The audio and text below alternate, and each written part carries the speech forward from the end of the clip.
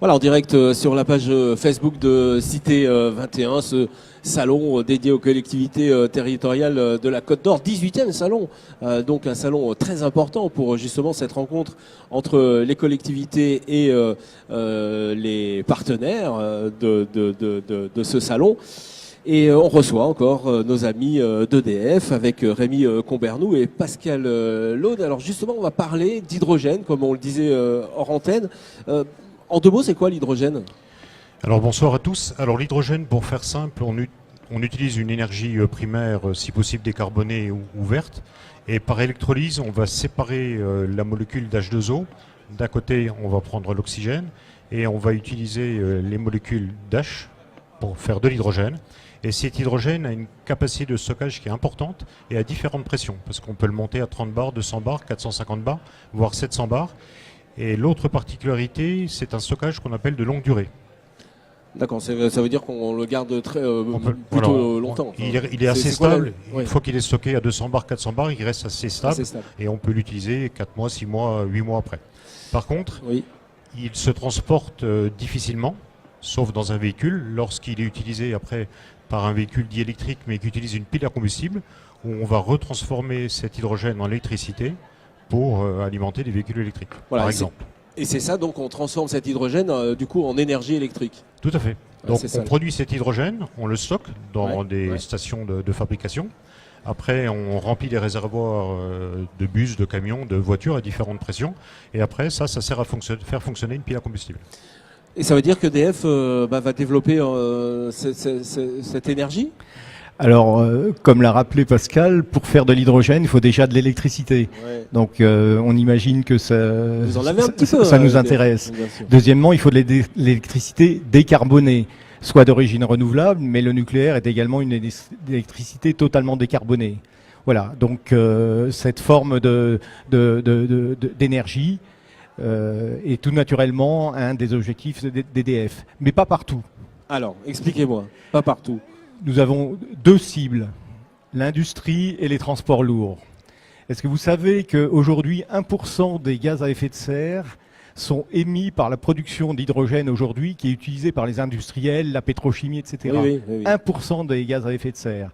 Donc le premier enjeu, c'est de décarboner cette production d'hydrogène pour les industriels, en installant, comme l'a rappelé tout à l'heure Pascal, des électrolyseurs chez les industriels.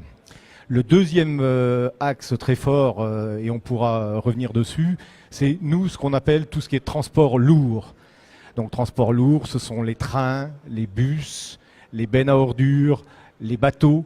Voilà. J'allais vous dire le fluvial, et le transport de marchandises. Donc demain, ces flottes pourront être alimentées par de l'hydrogène, produit de manière décarbonée et remplacer des trains au diesel ou des bus au diesel. Mais ça va être compliqué de modifier les véhicules, ou ça reste des véhicules électriques ?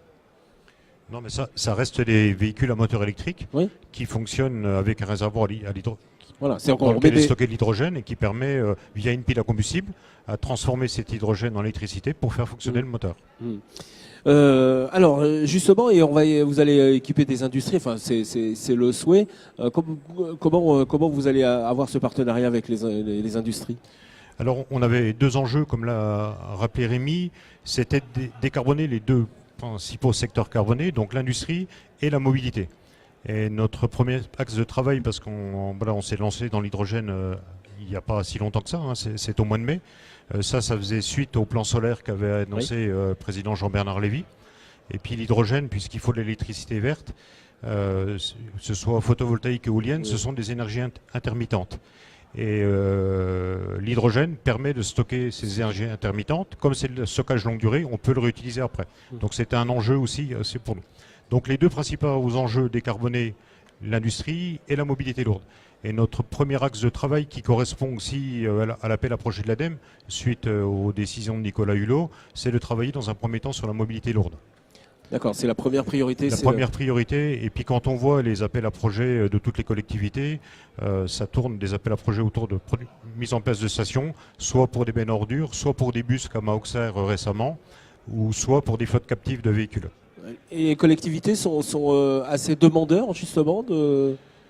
cette énergie? Très demandeur. Aujourd'hui, il y a 6 collectivités qui ont fait valoir des appels à projets pour passer en mobilité lourde de bus à l'hydrogène, parce que c'est quelque chose qui intéresse aussi les exploitants de bus, parce que ça permet de compléter leur flotte, diesel, gaz naturel, GPL, et surtout ça permet de remplacer leurs bus diesel, dans certains cas qui ont plus de 10 ans, 12 ans.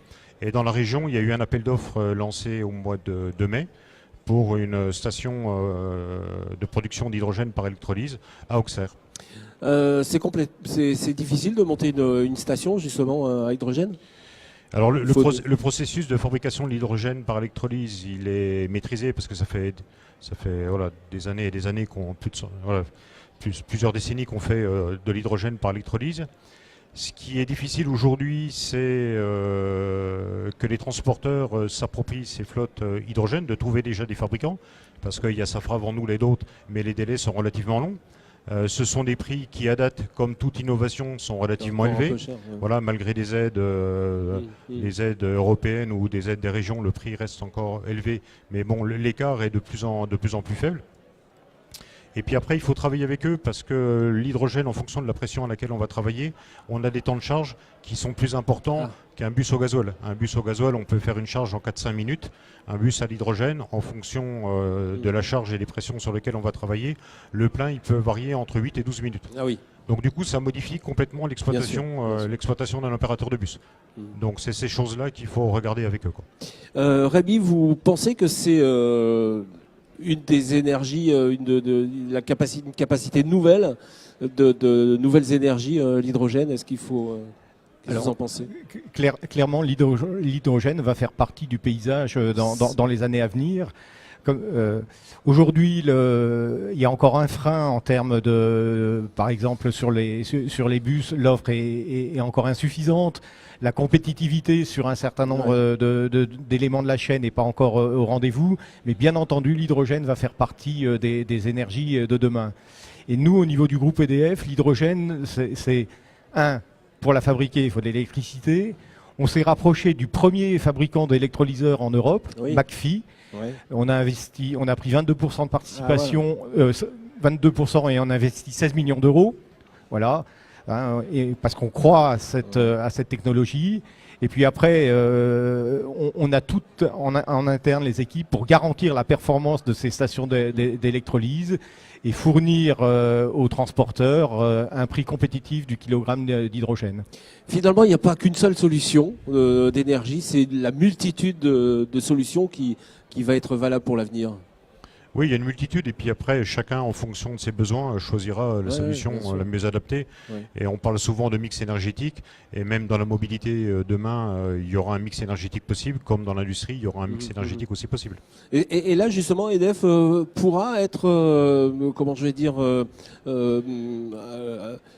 donner des solutions ou accompagner justement dans ce rôle. Quelle solution énergétique on va choisir sur les collectivités ou sur les industries ou sur les transports lourds?